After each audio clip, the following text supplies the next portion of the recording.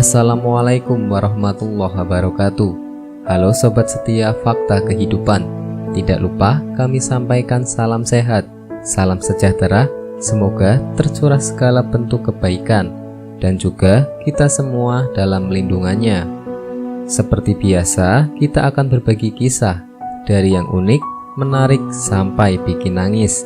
Mari kita simak kisahnya.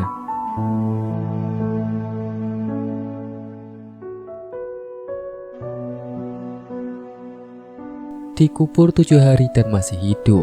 Ia melihat kejadian aneh di alam kubur. Dikisahkan bahwasanya ada seorang pemuda dari Bani Israel yang menderita sakit keras hingga parah. Berobat kemana saja hasilnya tetap nihil. Si pemuda tidak berhasil mendapatkan kesembuhan. Karena saking parahnya keadaan, ibunya mengucapkan nazar. Jika anaknya sembuh dari penyakitnya, ia akan keluar dari alam dunia selama 7 hari. Setelah Allah SWT memberikan anugerah kesembuhan kepada anaknya, ia tidak dapat melaksanakan nazarnya, sebab tidak mengetahui bagaimana caranya keluar dari alam dunia. Suatu malam ketika tidur, ia bermimpi didatangi seorang berjubah putih seraya berkata, "Penuhilah nazarmu, agar kelak tidak mendapatkan musibah yang berat dari Allah." Orang berjubah memberikan petunjuk agar perempuan itu dikubur hidup-hidup selama 7 hari. Paginya ia pun memanggil anaknya dan menceritakan apa yang ada dalam mimpinya semalam. Lantas memerintahkan anaknya agar menggali kuburan di tengah-tengah pekuburan umum dan menguburkannya. Si anak kemudian melaksanakan perintah dari ibunya. Ketika ibunya sudah turun ke liang kubur, ia berdoa, "Wahai Tuhanku, aku telah melakukan kewajibanku, melaksanakan nazarku, maka lindungilah aku di dalam kubur dari segala mara bahaya." Selesai berdoa, anaknya menutup kuburan itu dengan tanah kemudian pulang. Di dalam kubur, perempuan itu melihat cahaya yang memancar dari atas kepalanya. Setelah dilihat, ternyata ada lubang seperti jendela. Diintipnya lubang tersebut. Alangkah terkejutnya, ia melihat ada taman besar. Di dalamnya ada 2 orang perempuan yang sedang duduk. Keduanya memanggil-manggil, "Wahai perempuan, keluarlah dari tempatmu dan bergabunglah dengan kami." Tiba-tiba lubang itu menjadi lebar, sehingga ia pun menyusul mereka berdua. Ia mengucapkan salam kepada mereka berdua, akan tetapi mereka tidak menjawab salam. "Kenapa kalian berdua tidak menjawab salamku?" Kedua perempuan tersebut menjawab, "Mengucapkan salam adalah sebagian dari ibadah, dan kami sudah tidak dapat melakukannya."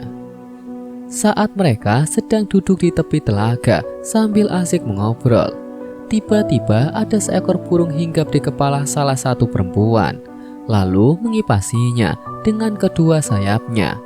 Burung lainnya hinggap di kepala perempuan kedua, lalu melukai kepalanya dengan paruhnya. Lalu ia bertanya kepada perempuan pertama, "Sebab apa engkau memperoleh kemuliaan dan kenikmatan ini?" Perempuan pertama menjawab, "Semasa di dunia, aku selalu patuh dan taat kepada suamiku, sehingga Allah SWT memberikan kemuliaan padaku." Lalu ia pun bertanya kepada perempuan kedua, "Sebab apa engkau mendapatkan siksaan pedih seperti ini?" Perempuan kedua menjawab, "Ketika hidup di dunia, aku tekun beribadah, namun aku durhaka kepada suamiku, sehingga Allah SWT memberikan siksaan pedih seperti yang engkau lihat. Suamiku tidak meridhoiku sampai meninggal dunia hingga saat ini. Oleh karenanya, jika engkau telah kembali ke dunia lagi, maka sampaikanlah minta maafku kepada suamiku. Barangkali suamiku berkenan memaafkanku dan meridhoiku." Setelah 7 hari lewat, 2 perempuan itu berkata, berdirilah dan masuklah ke kuburanmu, karena anakmu sudah datang menjemputmu. Ketika ia memasuki kuburannya, anaknya sudah selesai menggali kuburannya, kemudian mengeluarkannya dari dalam kubur dan membawanya pulang ke rumah. Sesampainya di rumah, berita tersebar luas bahwa dirinya masih hidup dan berhasil memenuhi nazarnya. Banyak tetangga berbondong-bondong dan ingin mendengarkan pengalamannya. Tanpa disadari, ia melihat suami perempuan yang mendapat siksaan di alam kubur dan menceritakan apa yang dialami istrinya. Perempuan itu memintakan maaf dan ridho kepada suami perempuan tersebut. Setelah mendengarkan ceritanya, suaminya mau memaafkan dan meridhoi mendiang istrinya. Malam harinya, ia pun bermimpi bertemu dengan perempuan tersebut. Ia berkata, "Aku sekarang sudah terbebas dari siksaan sebab pertolonganmu. Mudah-mudahan Allah SWT memberikan balasanmu dengan kebaikan, dengan mengampuni dari segala kesalahan. Amin." Semoga kisah di atas bisa menjadi pelajaran untuk kita semua.